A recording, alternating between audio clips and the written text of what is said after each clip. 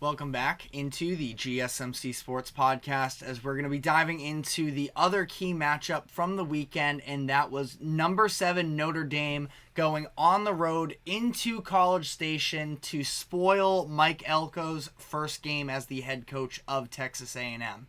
And this was definitely a good game if you are a fan of defense. If you are looking for offense, though, this was not your place to go to, because ultimately this was really a defensive chess match for the vast majority of the game, and it wasn't really until Notre Dame ultimately was able to wear out Texas A&M's defense in the run game that there was any sort of real separation in this matchup. Where diving into the keys of the game, like I mentioned, Notre Dame, it started out a little bit slow, especially considering the fact that it was very well documented on the broadcast, if you were able to tune in, that Notre Dame only had 6 combined starts from the entirety of their offensive line. Other than that, it's an entirely remade group in the front 5 for Notre Dame. So naturally, especially against a defense as talented as Texas A&M with that defensive front, this was going to be a very tough matchup for them. And ultimately, I thought that they started to show signs of flash towards the end of the first half, and they did a good job of carrying it into the second half, where ultimately Notre Dame finishes this game with 198 rush yards, averaging 5.8 yards per carry. And a massive part of that was the impact of Riley Leonard in this matchup, where Leonard could potentially be that missing piece for Notre Dame. In the past handful of years, it seems like they've really been struggling with consistency at the quarterback position. Last year, I was pretty high on the idea of Sam Hartman coming in and being able to take their offense to that next level. That never ended up being the case. And, I think that through that idea was based off of the fact that maybe Sam Hartman can help Notre Dame to air it out a good amount more, and that they can develop the passing game. But really what it seems like that Riley Leonard is going to be able to give in addition to this offense is the fact that he is basically another threat in that backfield that already has Jeremiah Love and Jadarian Price. He can be another running option for them. And we'll see whether or not they are ultimately able to develop more of a deep passing game. That was one of the concerns of mine. But I don't think it's unrealistic to think that Notre Dame could eventually make that development once their offensive line has some more cohesion and starting experience. And once they can hold up a little bit more up front, once they can sort of figure out which receivers are going to be a prominent part of their 2024 offense, I think there are layers that can be built on. And then, all of this coming with at least the knowledge that Notre Dame's defense should continue to shine all year long. They are known to be one of the best defenses in the country, and that should be the case. They never really let Connor Weigman get comfortable in this game.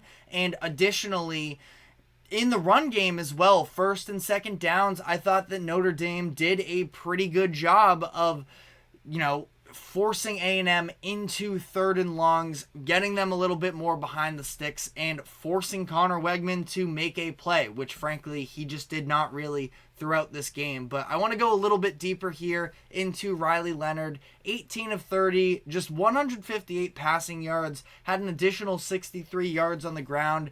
But ultimately, he kind of just did what he was asked to do in this game, which is at least a start. And to be fair, I'm sure the play calling was inherently a little bit more conservative, knowing that the offensive line wasn't going to be able to give you all day long in the backfield and that you're facing a very good defense. But I cannot understate. I thought that the game turned when Riley Leonard started getting involved in the run game. Some of the outside runs in particular, because if you're just running into the heart of that defense, you are going to have a very difficult time.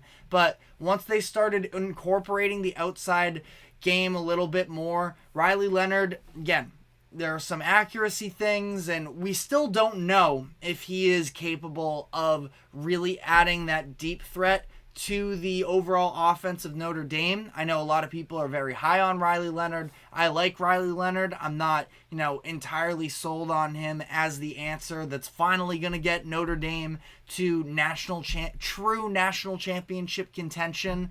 But he's been excellent when he has played in football games. And this wasn't even one of those excellent games.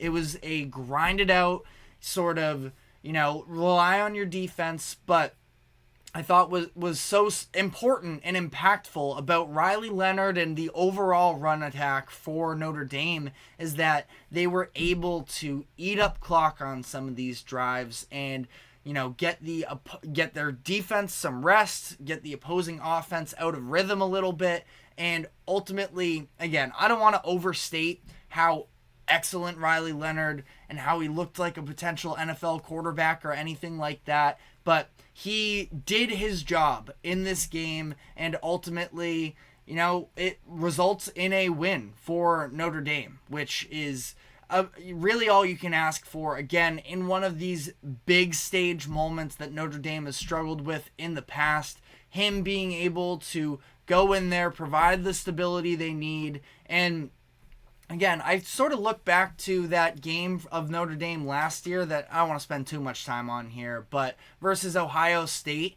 And at those moments, it just seemed like when the first read, the second read a little bit wasn't there for Sam Hartman, the play was just kind of a bust. Riley Leonard, I think, makes things just a lot more dynamic, gives them extra options. He's, I think, very smart as a runner. I think that all of those backs in the backfield as well are just very intelligent runners. And you saw especially the run from Love at the end of that game to be able to have a little, it was kind of a minimal hole, and ultimately he just bursts through that for the touchdown that sort of ended up being the dagger for them. It was really impressive to me throughout, and I think that if you're Notre Dame, it wasn't great offense, but you survived a very tough environment against a very tough defense. Now is when, Notre Dame, they have a much easier schedule ahead. They won't really be tested once again until November when they go against Florida State.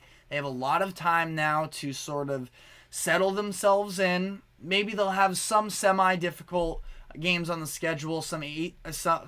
They're in Purdue, they're home against Louisville, some fine teams that should be good competition for them to help them continue to develop. But really, this is a Notre Dame team that should go into November undefeated. And for whatever it's worth as well, I've talked about how I struggle sometimes to get there with Notre Dame, but Notre Dame's probably going to make the playoffs no matter what, even if they did lose this game. And so for that reason, I'm kind of glad they won this, just for the sake of, ultimately when they do make the playoffs, they'll have at least one true resume win and have the chance to add a couple more if they take home Florida State and USC. So, we'll see with Notre Dame. As for Texas A&M, this was a bit of a disappointing loss. Now, again, everything I said about the incredible defense of A&M and that's a tough matchup, that still stands the same on the other side here, where Notre Dame is a very impressive defensive group, especially in the secondary, which is where we saw Connor Weigman really struggle in this game. 12 of 30, just 100 passing yards, 0 touchdowns, 2 pretty rough interceptions. And, what I would say to this is that I've never been on the Connor Weigman hype train, but this is a former number 1 quarterback recruit. Broke his leg last year after 4 games, so he's technically still a sophomore. If you believed in Connor Weigman prior to this game, I wouldn't be entirely abandoning ship. It was a poor performance from him. But again, all things considered, the run game wasn't getting anything done for Weigman. It was a lot of third and longs. Weigman needs to be better 100%, but at the same time, he has plenty of room to grow. This is also coming off of an injury where he ended up breaking his leg, similar to Riley Leonard. So, a little bit of jitters. That game's out of the way.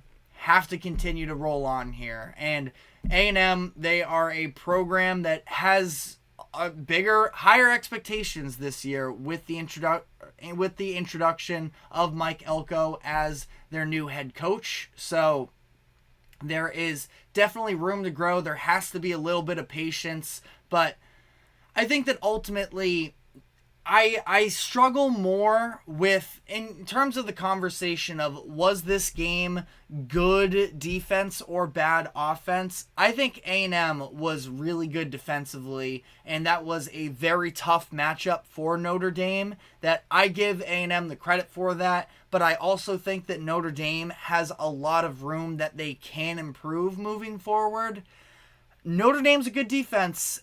I don't know if I have that same level of expectations in Connor Weigman. Again, I'm not on the total belief train at this moment. I don't think you should be hopping off board if you already were on that, because this is a very difficult situation. First game of the season, coming off of the broken leg, primetime game against Notre Dame, a very proud program that, you can make, I wouldn't say excuses, reasons as to why he didn't perform, and, maybe talk yourself into, okay, with a more favorable situation, they should be better off. But that being said, I don't know if I have that same hope in the long-term output of what Texas A&M can look like moving forward. Now, I could definitely be wrong there. For whatever it's worth, Le'Veon Moss was a big-time contributor for them when they did have their touchdown drive.